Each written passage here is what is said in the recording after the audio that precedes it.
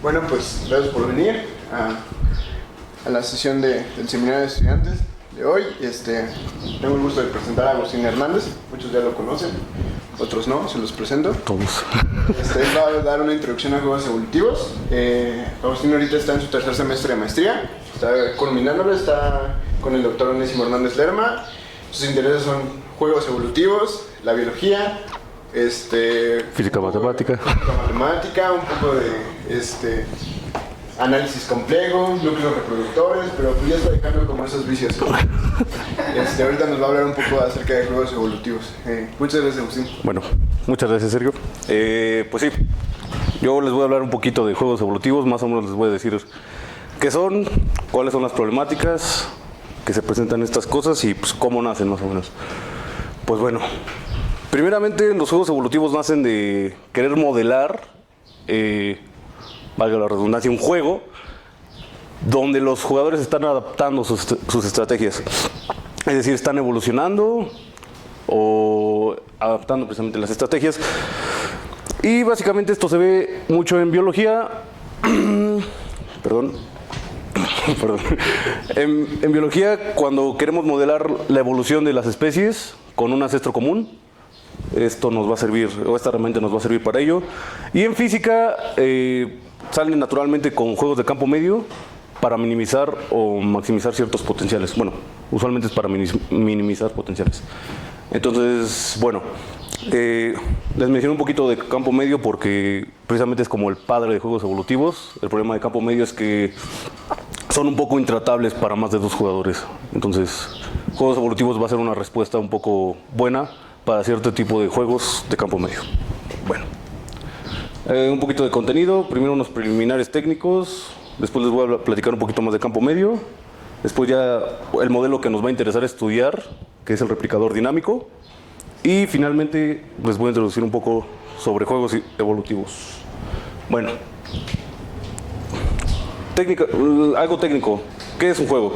Vamos a considerar un juego como una tripleta que aquí estoy poniendo como gamma, donde I son ese conjunto de jugadores.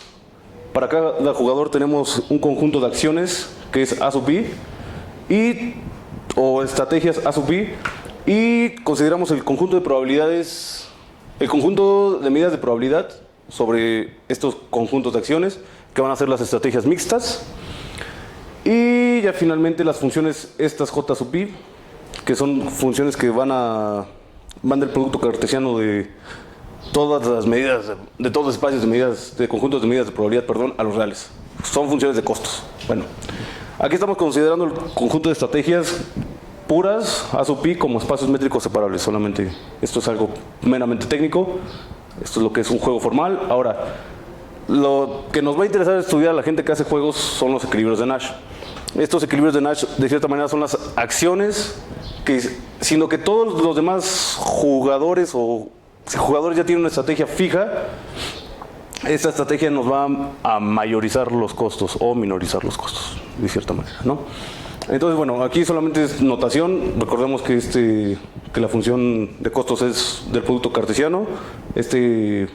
Mu estrella menos I es solamente, le quitamos la entrada yésima y se la ponemos al principio.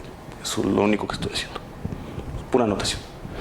Todo esto es pura cuestión técnica realmente. Ahora sí, entremos un poquito en materia. En juegos de campo medio lo que se trata de modelar más o menos son juegos dinámicos o estáticos inclusive, pero en los cuales tenemos una cantidad grande de jugadores, o sea, N muy grande, y las acciones de cada jugador no tiene una repercusión en el juego, solamente cierta masa de jugadores eligiendo la misma acción va a tener una repercusión en el juego. Entonces, bueno, el problema de estudiar este tipo de juegos, que vendrían siendo como el modelo principal para estas cosas de adaptabilidad y cosas por el estilo, es que es un problema para minimizar una determinada esperanza de una ecuación diferencial estocástica, y para la gente que hace un poquito de transporte o que conoce un poquito de eso, eso no es sencillo, ¿verdad, Sergio? No es nada sencillo. Entonces, ¿por qué? Porque se tiene una ecuación de Hamilton, Jacobi, Bellman, que va a describir el control óptimo de los jugadores, y otra de Fokker-Planck, que describe la dinámica agregativa. O sea, a la gente de física le interesa este tipo de cosas porque nos va a decir cuándo se va a minimizar el potencial de un sistema de física estadística. O sea, un sistema de partículas ahí en el espacio con cierta temperatura y quieren minimizar cierto potencial.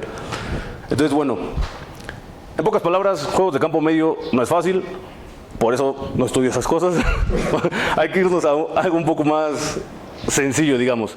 Y esa cosa más sencilla va a ser precisamente juegos evolutivos, ¿ok? Venga.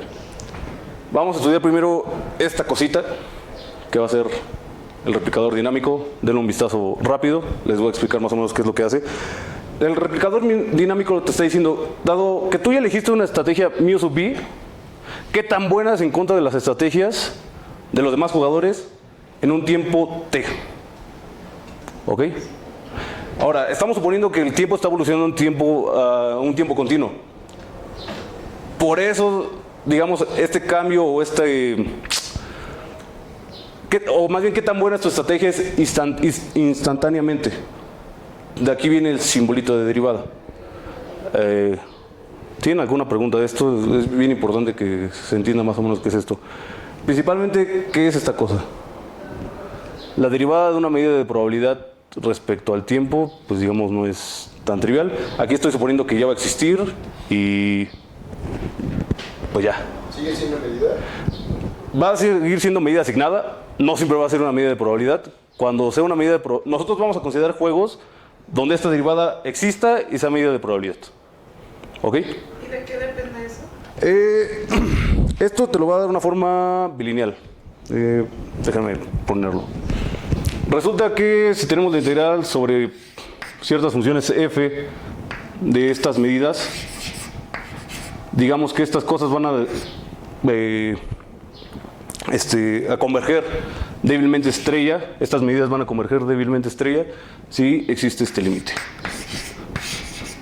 ¿Ok? Digamos, esta es la idea principal. Ya después se dan cuenta que la topología débil de en este conjunto o en este espacio de medidas asignadas va a ser metrizable y pues va a cumplir varias propiedades. Por el momento no me quiero meter en eso porque se haría una plática muy larga y muy técnica, sobre todo. Entonces, pero básicamente la idea es esto. Después definimos lo que es la convergencia fuerte y bajo esa convergencia fuerte esto va a ser una medida y suponiendo que es de probabilidad, pues ya. ¿Qué pasó? La derivada existe entonces en el sentido débil. En el sentido débil estrella. Despuésito, cuando ves ciertas dualidades, te das cuenta que también va a existir, si existe en el sentido débil, también va a existir en el sentido fuerte. No siempre, pero a veces bajo ciertas hipótesis de los espacios de acciones o de estrategias puras. ¿Ok? ¿Alguna otra pregunta sobre esto? Bueno. Ahora, ¿por qué estudiamos el replicador? Yo les dije que es una herramienta, que va a ser una herramienta que nos va a facilitar el estudio de los equilibrios de Nash. Pues resulta que sí, efectivamente nos va a servir para describir cómo se va a comportar más o menos un equilibrio de Nash.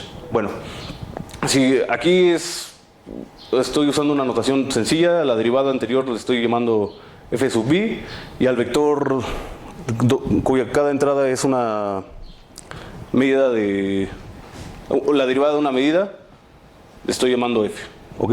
No estoy haciendo nada rarito. Entonces, bueno, si tenemos un juego formal, como definí en un principio, y mu estrella un equilibrio de Nash, entonces mu estrella va a ser un punto crítico del replicador. ¿Por qué es importante esto?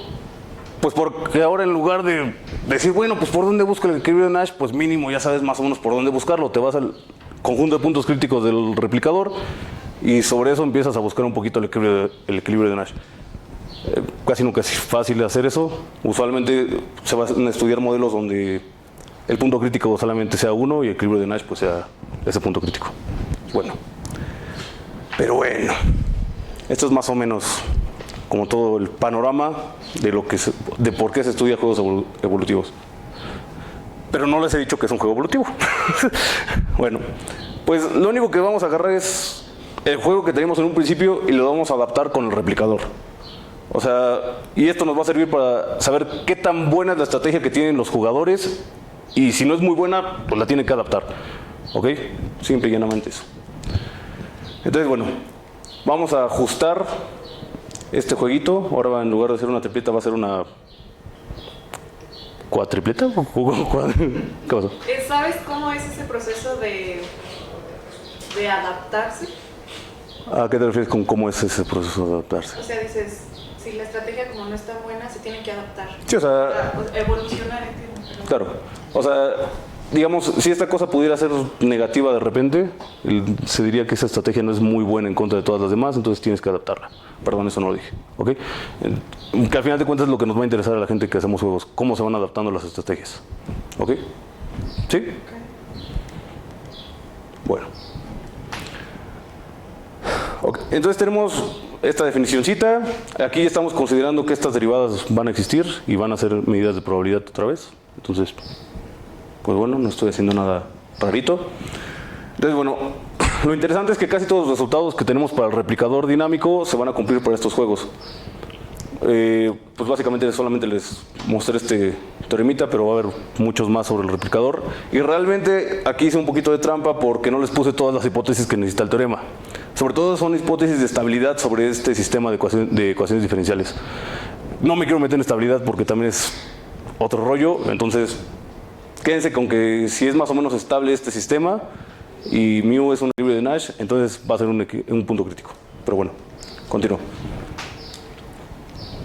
Algo que queremos, digamos, ver es cómo se van a polarizar las estrategias. O sea, si tenemos que cierto jugador está usando cierta estrategia que no es tan buena, o es cierta porción de jugadores está usando esas estrategias que no son tan buenas, siempre van a tender a polarizar sus acciones de cierta manera que esta porción que está usando estrategias no muy buenas van a terminar usando una estrategia mejor. ¿Ok? Eso es algo evolutivo, adaptativo. Ejemplos de esto, pues un animal nunca se va a querer extinguir, entonces siempre va a tener que evolucionar de cierta manera que se adapte a su entorno. Algo tan sencillo como eso, ¿no? Bueno. Ahora, hay una situación rara que sucede con los equilibrios de Nash. Los equilibrios de Nash no siempre son buenos equilibrios. O sea, al menos ya está más o menos equilibrada la situación, pero no son buenos equilibrios. ¿A qué me refiero con esto? A que un equilibrio de Nash para un juego de depredador-presa pudiera hacer que los depredadores se extingan. Y pues bueno, eso no es... En primera no es bueno ni en el ecosistema, ni tampoco es bueno para el tipo de modelo que estamos proponiendo. Entonces, queremos evitar que se extingan estas cosas, pues tenemos que dar otra definición un poco técnica que nos evite estas cosillas, que son las estrategias o los perfiles fuertemente invencibles. Ahora, ¿qué es un perfil fuertemente invencible? Va a ser un vector mu en el producto cartesiano del conjunto de medidas de probabilidad, de los conjuntos de medidas de probabilidad, y se va a decir fuertemente invencible si va a existir un épsilon positivo, tal que para cada otro vectorcito que agarremos u otro perfil que agarremos, se cumple que esta cosita, bajo una cierta norma infinito, que va a estar dada precisamente por este tipo de cosas, siempre va a ser menor que epsilon, y para cada jugador, el conjunto de acciones evaluados en este perfil fuerte te va a mayorizar cualquier otro perfil. ¿Ok? ¿Qué estamos diciendo de esto más o menos? Bueno, vamos a tener que el mu estrella va a ser un atractor del sistema, es lo que les decía, se va a polarizar toda la información a este tipo de perfiles. Todos los jugadores van a querer ser parte o van a querer tener estrategias en estos perfiles. Y además, por esta condición, se va a tener que va a ser un equilibrio de Nash. Aquí, de nuevo, me estoy saltando muchas cosas técnicas para no hacer esto tan engorroso, porque de hecho todo esto es un teorema, pero bueno.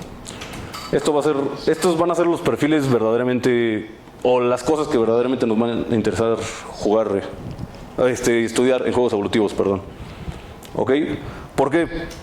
Porque se soluciona el hecho de que no se van a extinguir. Por ejemplo, los animalitos o las personitas o tal. O, en dado caso de que haya mutaciones, si tienes un perfil fuertemente invencible, las mutaciones van a tender a extinguirse. ¿Ok? Esto es lo que nos va a ayudar a que en física, por ejemplo, se pueda minimizar el potencial encontrando este tipo de perfiles. ¿Ok? O en biología, que se encuentre una cierta estabilidad en un sistema biológico con bacterias y cosillas ahí raritas, ¿no? Entonces, bueno, eso es básicamente lo que nos va a interesar estudiar. Ahora, bueno, sí, justo lo que les decía. Algo muy curioso que sucede en campo medio, que también se va a recuperar aquí, es que los perfiles fuertemente invencibles van a ser deltas, con su masita concentrada en un puntito A. Entonces, eso ya nos va a decir exactamente a qué punto se va a traer todas las estrategias. Más sencillo, ¿no? En el caso de los modelos de juegos evolutivos, pues esto casi siempre sucede por la misma naturaleza del juego. Pero bueno. Ahora, voy a poner un ejemplito rápido, que es un juego evolutivo de 2 jugadores. Realmente estas variables pudieran depender de otras muchas cosas, pero no lo quiero poner. Entonces, bueno, las funciones de pago van a estar descritas por esto. Estas variables solamente, las variables A1, A2, B1, B2, C1, C2 van a ser solamente positivas. D1 y D2 van a ser reales. Y A1, este intervalo 0,M1 y A2, 0,M2, los conjuntos de estrategias, o sea, son un conjunto continuo de estrategias. Entonces, bueno, ¿qué representa este modelo? Este modelo va a representar un modelo de competencia de Cournot. Cournot es, pues le consideran el verdadero padre de los juegos. O también un modelo de competencia internacional o de intercambios internacionales con demanda lineal y costos lineales. Ahora bien, ¿qué va a pasar con estas cosas? Si tenemos estos supuestos de que estas cantidades van a ser positivas, entonces se va a tener un equilibrio de Nash interior, es decir, los jugadores siempre van a estar jugando y sus funciones de costo nunca se van a hacer 0. Y va a estar dado por esta cosilla. Y más aún, el vector dado por las deltas concentradas en el punto X estrella y Y estrella va a ser un perfil fuertemente invencible. ¿Por qué es importante esto? Porque nos va a decir que si tú agarras una estrategia cualquiera, o sea, no importa que tu estrategia sea muy mala, con el paso del tiempo, tu estrategia va a tender precisamente a esto. Entonces, los modelos de competencia internacional, de 2 jugadores al menos, ya tienen una cierta solución, que va a ser de este estilo. Ahora, el problema pues es que estas cosas, yo les dije que podían depender de otras cosas y pues calcularlo ya no es tan sencillo, ¿no? Bueno.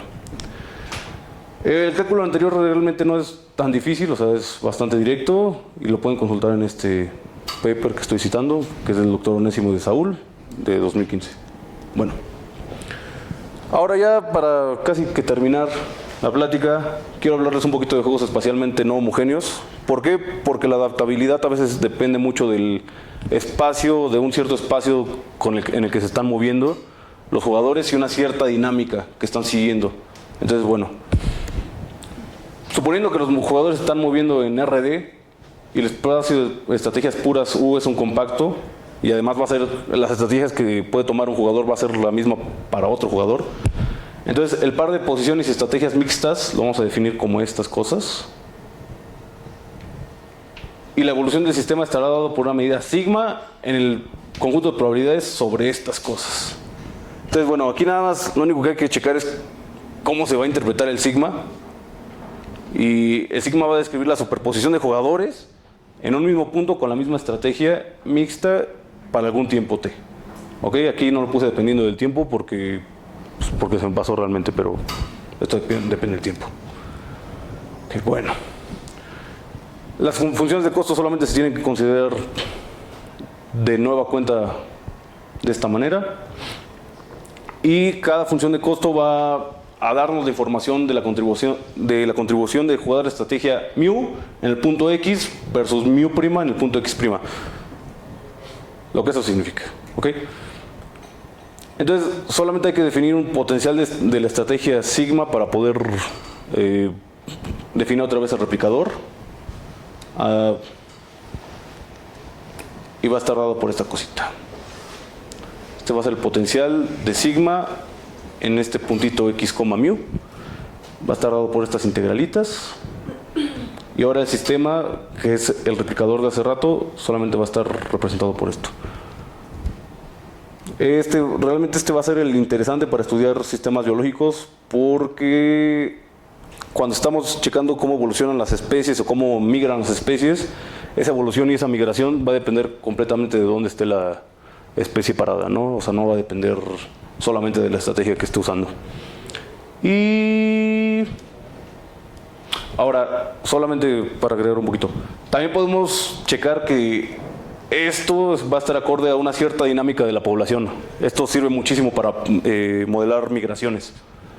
Si queremos agarrar la migración del ñu en África sobre ciertas temporadas y sabemos que se comporta de cierta manera, también se puede hacer, también se puede modelar, y lo mejor se puede programar. Entonces, pues ahí se lo dejo a Mario por si lo quiere programar y pues ya, estas son las referencias que agarré. Desde aquí me pirañé toda la información del artículo de Saúl y del doctor Onésimo y de este articulito de Luigi Ambrosio. Bueno, ¿preguntas, dudas?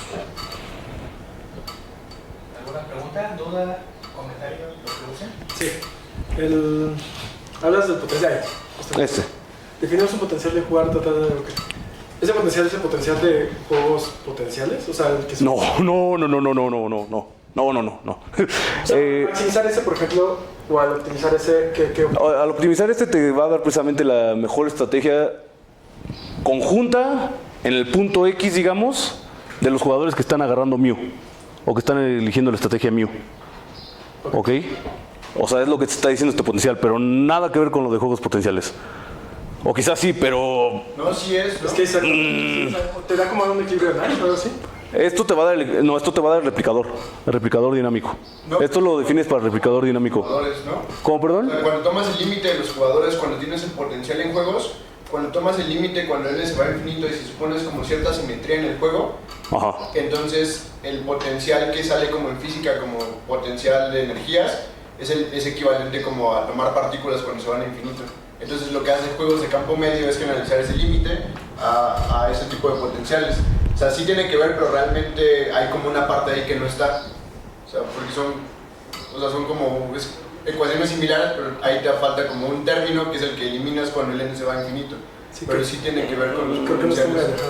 No, bueno, en ese caso, salvo que no he entendido bien la pregunta, pero según yo, o sea, esa noción de potencial de Shapley creo que es el que lo propuso. Al menos en campo medio apenas la están desarrollando. El potencial que estás trabajando, lo que pasa es una idea más general de lo que te está planteando Sergio. Y no, o sea, ok. Ya resumido, ¿no? Ok. Ok, perdón. Generaliza la idea del potencial clásico que conocemos de física. Ok. Que aquí no tiene Sí, claro. interpretación, pero sigue siendo algo que se comporta de esa manera. Sí, claro. Entonces, sí Okay. funciona como un potencial, pero no va a ser propiamente el potencial que siempre hemos conocido. Ok. Entonces, sí hay por ahí cierta conexión entre... O sea, el potencial que definen y este potencial que defines. Ok. Entonces, bueno, ¿qué pasa? Oye, cuando defines la sigma, o sea, ¿estás tomando probabilidades sobre las probabilidades? Sobre las probabilidades. Sobre las probabilidades y las posiciones. O sea, va a depender de dos parámetros. Esta medida de probabilidad y la posición en la que estás. ¿Ok? Esto te va a decir más o menos cómo van a evolucionar todos los jugadores en el punto X que tienen que eligen la estrategia Mew. ¿Ok? Y esto se va a comportar precisamente como el replicador. ¿Qué tan buena es la estrategia Mew en contra de las demás estrategias? Bueno, ¿puedes regresar tanto al anterior? Esta no, de hecho esta no debería ir, pero bueno. ¿Más? Ahí, la de la derecha. Esta. Es que si lo defines como red de cruz, PU, y después tomas las medidas de probabilidad sobre esta, sobre eso. Ajá. Pero Entonces, ¿qué? está medio complicado, ¿no? Sí, está rarísimo, o sea, está bastante raro. La ventaja de trabajar con esto, pues es que esta, digamos, cosilla te va a ir describiendo completamente bajo la dinámica esta X. cómo se va a ir comportando la estrategia, ¿no? Y como les dije, esto, o sea, si encuentras esta cosa una cosa dentro de esto, que te cumpla esta ecuación del replicador, todo lo que ya había mencionado se va a cumplir, ¿no? Entonces, además de todo, va a ser una estrategia un perfil fuertemente invencible, que es como lo más impactante, por decirlo así, ¿no? ¿Qué pasó? Cuando mencionas el replicador, dices que no das hipótesis de estabilidad, pero aquí la estabilidad, ¿para qué la estás buscando? Es la estabilidad de este sistema, Sí, no, pero- del sistema de ecuaciones diferenciales estas. Pero ¿Ok? ¿qué es lo que te está más o menos describiendo aquí en el sistema? Pues básicamente que si tú tienes este perfil fuerte, digamos, o el equilibrio de Nash, más o menos que van a ser atractores del sistema, ¿no? O sea, que todo se va a mantener ahí cerquita. De hecho, son las hipótesis Sí, del teoremita que das, del ¿no? teoremita. Del primerito, del, Sí, del- sí. Entonces, realmente es como lo importante de la estabilidad. Y realmente, o sea, eso de estabilidad, pues, tú lo sabes, tú lo conoces mejor que yo, pero sí se ocupa bastantito para estas cosillas de juegos, ¿no? Cómo vas a controlar estas funciones raritas. ¿Preguntas?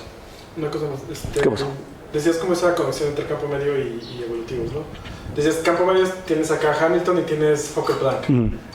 Aquí lo que haces con evolutivos es, sigo teniendo como Hamilton, pero la parte de Fokker-Planck, la parte de la dinámica es lo que hago con el replicador. Lo que hago, no realmente.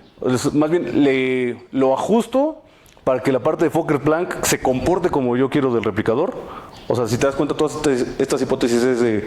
Los juegos evolutivos van a ser juegos de campo medio, solamente que le agregamos otra cosita que va a ser el replicador. Y ahora, en lugar de estudiar todas estas ecuaciones de Fokker-Planck y las de Hamilton, Jacobi, Bellman, vamos a estudiar el replicador. Y ya el replicador, bajo ciertas hipótesis de estabilidad, nos va a dar toda la información del juego. O sea, todos los equilibrios y todos los perfiles fuertemente invencibles, que van a ser los que realmente nos van a importar. O sea, esta restricción, Estudiar. bueno, no sé si restricción, más bien esta característica extra te va a hablar acerca de las otras. Sí. Del Nash, o sea, de los equilibrios, sobre todo te va a hablar de las características más importantes del juego, o que más nos interesan, los equilibrios de Nash y los perfiles fuertemente invencibles. Entonces, juegos evolutivos es una subrama de campo medio que bajo ciertas hipótesis resulta ser mucho más tratable que juegos de campo medio. De hecho, creo yo que es mucho mejor estudiar este tipo de ecuaciones que estudiar un sistema de ecuaciones de Jacobi, Hamilton, Jacobi, Bellman y otra de Fokker-Planck. Entonces, o sea, sobre todo a la gente de física, una de estas cosas pues, se pueden programar, o sea, esto es relativamente fácil para programarlo.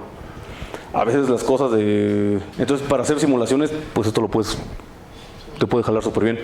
Si es de física estadística, yo creo que es mejor estudiar este tipo de sistemas que estudiar las otras cosillas que de repente se vuelven imposibles, ¿no? Digo, ahora, respecto a lo de la función potencial, no, sí tiene que ver. De hecho, del mismo artículo donde lo saqué, sí es cierto,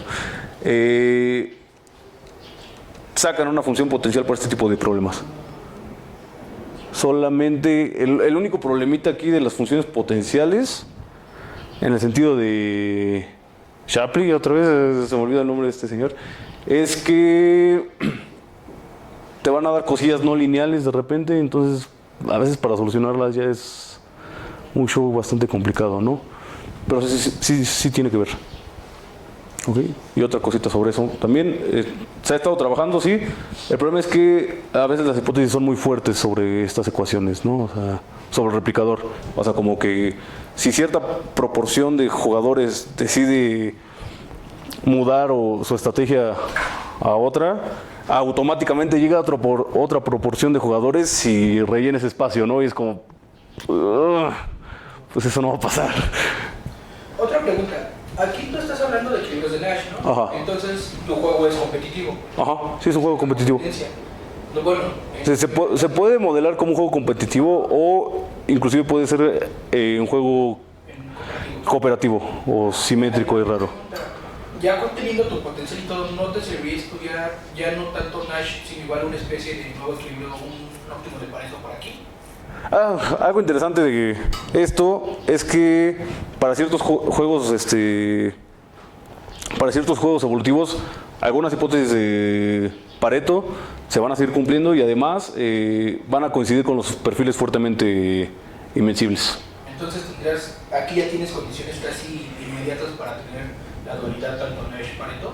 Pues no tan sencillas, pero o sea, si te das cuenta, estás agarrando un juego y le estás al simple hecho de ponerle estas cosas, ya lo estás restringiendo mucho porque estás diciendo las medidas van a tener derivadas en el sentido de Frechet y estas cosas van a tener estabilidad, o sea, va a ser un sistema estable, o sea, todo eso, yo creo que ya, o sea, vaya, si ya lo tienes así, pues sí, está bonito, ¿no? El problema es que si tienes un juego de campo medio, pues estas cosas no siempre se van a cumplir, mucho menos que sean estables y, o sea, ya que se cumplan cosas para la existencia de un óptimo, pues ya es mucho más complicado. Si hay gente que lo estudia, o sea, te digo, es algo bien interesante que cómo bajo estas hipótesis y la existencia de un óptimo, casi que seguramente la solución de estas ecuaciones o el punto crítico de las soluciones va a ser también Pareto. Es bonito, sí, pero es muy restrictivo, es completamente restrictivo. La ventaja es que, repito, esto se puede programar, se puede estudiar de manera más sencilla que otras áreas, sobre todo de física, que en física estadística y mecánica estadística. Entonces, pues, creo yo que es un modelo sincero, al menos, ¿no? Ok. ¿Más preguntas? Bueno, pues agradecemos a Agustín por la plática.